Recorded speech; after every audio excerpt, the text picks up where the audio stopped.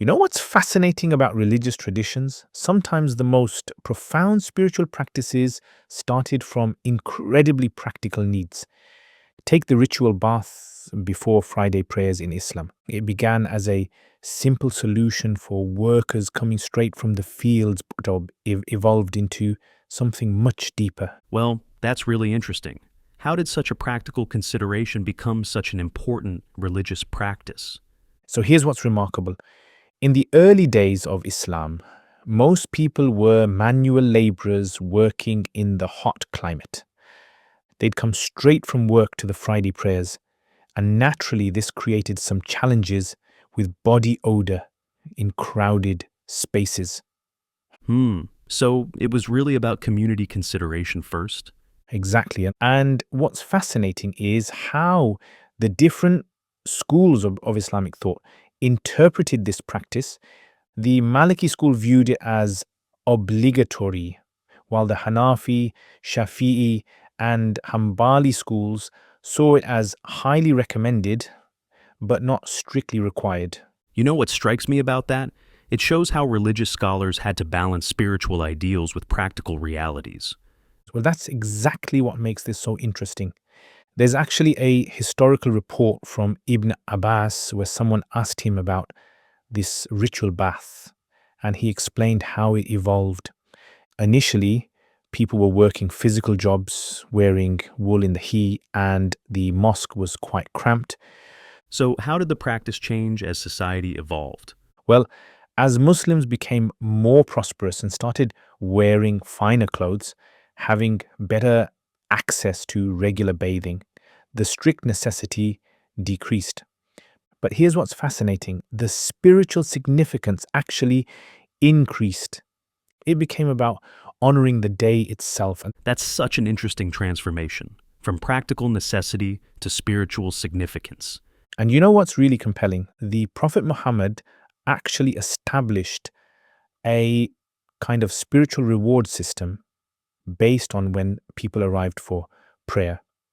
The earliest arrivals were described as receiving rewards equivalent to sacrificing a camel, then a cow, then a ram, and so on. Well, that's quite the incentive system. But it wasn't just about showing up early, right? Oh no, it was part of a whole comprehensive approach. You had to wear clean clothes, use perfume, maintain respectful silence during the sermon. Everything was designed to create an atmosphere of dignity and spiritual focus.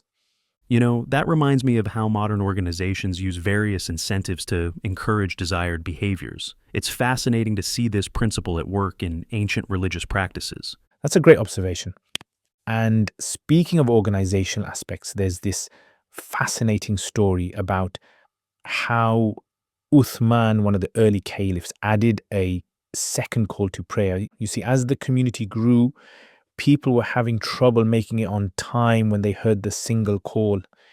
Well, that shows some impressive adaptive thinking for the time period. 100%. And what's particularly noteworthy is how they handled the challenge of large gatherings.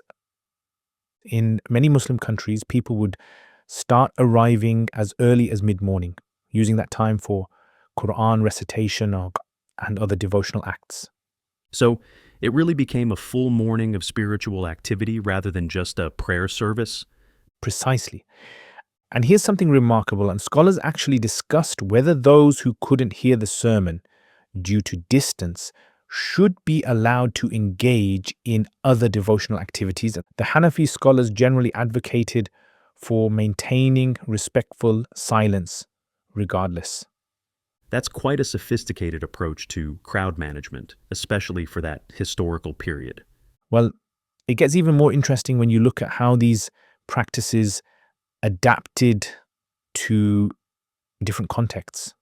For instance, the scholars had to address questions about multiple Friday prayer services in the same city as communities grew larger.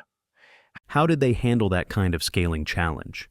So, Imam Muhammad eventually ruled that multiple Friday prayers were permissible if there was a need.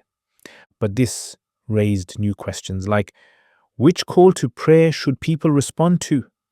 And how did the timing of arrival rewards work when there were multiple services? Sounds like they were dealing with some surprisingly modern-looking organizational challenges. Yes, that's right. So here is the interesting part. These same principles are still relevant today, whether we're talking about managing large gatherings, maintaining community standards, or balancing individual and collective needs. These traditional practices offer surprisingly relevant insights. Well, that really puts things in perspective. How something that started as a practical solution for hygiene became a sophisticated system for community organization and spiritual development. And here's what I find most compelling.